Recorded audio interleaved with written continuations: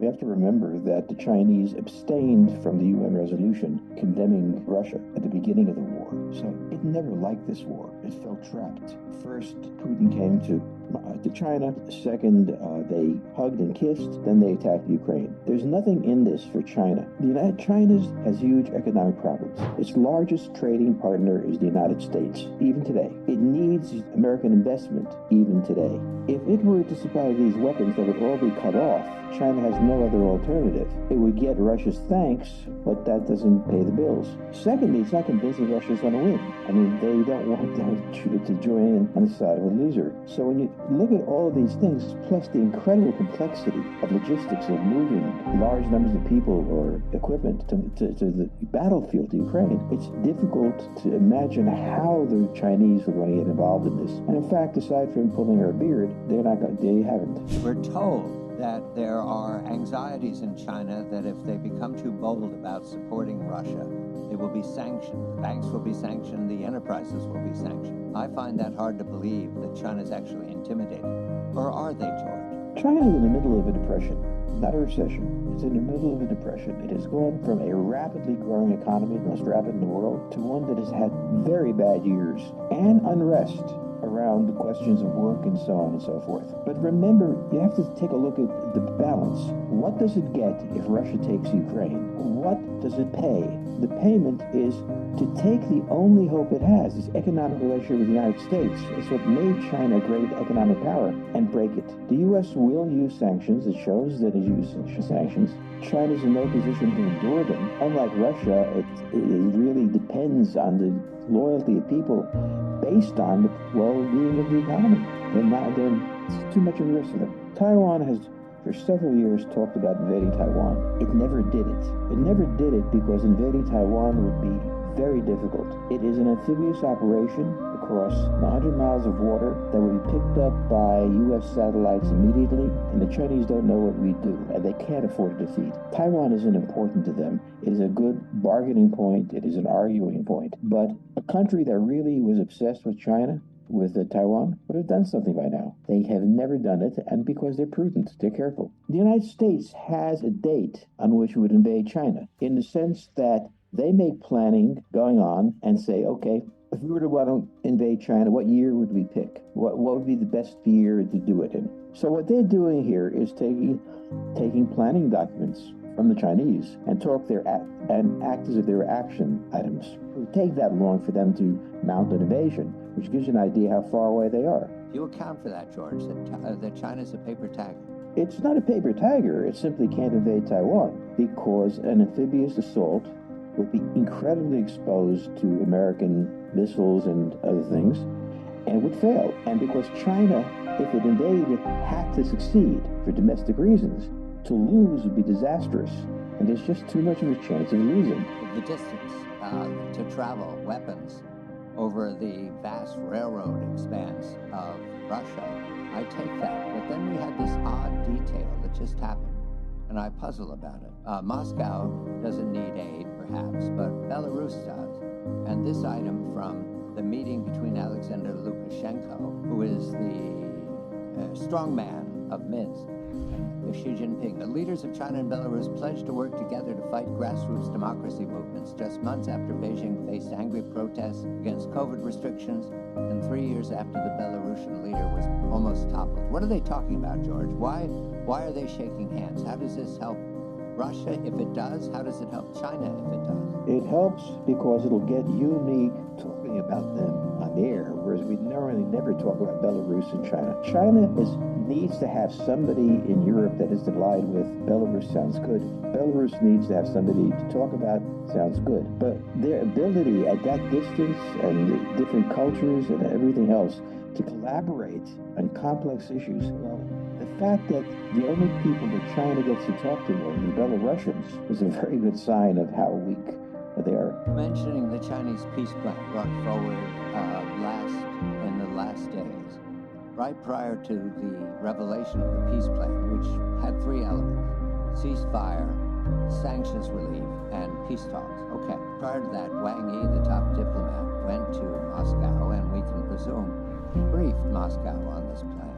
What's in that plan for China? Not Russia. I understand they need a ceasefire. What does China get out of making this offer? Well, first, China stops being pestered by Russia for help. Secondly, and most importantly, this war is diverting everyone's attention, in the markets as well, away from China. China is a global economic power, and this has been disruptive to China. The Chinese want everybody to spend their time thinking about ways to make money. And so the plan itself is, well, it's reasonable because, it's the essence of it. But at this point, it is not clear that Russia can defeat the Ukrainians. It is not clear that the Ukrainians can survive. In a world of uncertainty, as we're looking at right now, this is a moment for this peace plan. And what they get out of it is they look like heroes. They look like great powers if they work. The initial response was rejection by Brussels, by Washington, by Kiev, of course, and by Moscow. Although within days, hours, Dmitry Peskov, the spokesman for the Kremlin, said, we're looking at it more closely again. Russia needs a ceasefire. Does that suit China? A ceasefire is put in place. Does that help?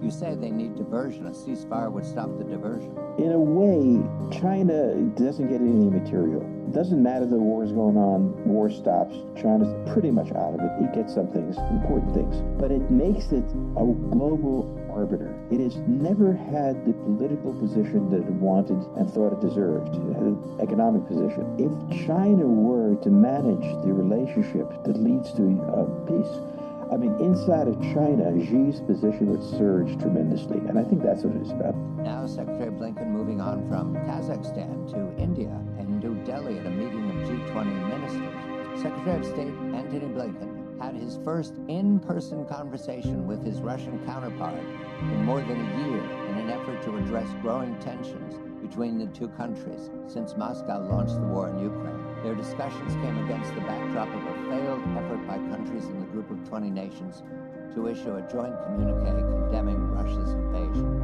We're told this was unscheduled. It lasted for 10 minutes. We're told the secretary immediately brought up the case of a detained U.S. citizen in Moscow, also mentioning that Russia's attacks on Ukraine are unacceptable and that they should be stopped. Is this the beginning of diplomacy? I think very much. I think there's been substantial talking in back channels about possibilities. I think the China proposal is being taken very seriously as a basis for going forward. And the idea that the U.S. Secretary of State and this Russian Minister of Foreign Affairs had an unplanned, unscheduled, they bumped into each other and say, hey, how you doing, guy? This is not what happened. This was designed that the world should see that there is a contact between the U.S. and the Russians, and to also let them know that as much as we disagree, that it's possible to talk. I think it opens the door to these negotiations. Also, in the speech that Vladimir Putin made was a postponement, a cancellation, an elbowing aside, we'll get to it later, of the New START Treaty, which involves strategic weapons, not tactical weapons, involves Russia and the United States only. And that was a remark by Mr. Blinken, we're told, to Mr. Lavrov at this meeting. Is New START important to Washington, George? It is important in the sense that it reestablishes a kind of balance in nuclear weapons. This doesn't really work for that, but it has some meaning. But the really important thing is the two met. I have not heard how terrible Lavrov felt that Blinken was, but we have heard about Blinken and how terrible Lavrov was. So that when you begin buying a house, you sit down with the broker and say, this is the worst house I've ever seen. And then eventually you get to it. Softening support for the Ukraine war in the United States, and that there are remarks by individuals, to my knowledge, not especially named, that the president has not adequately built the basis for support for Ukraine. This is a roundabout way to say that the president's own party is anxious about where we're going. Is that a legitimate criticism of the president? He hasn't given us a why we fight speech. Well, they're going to criticize him under any circumstances. This is the United States.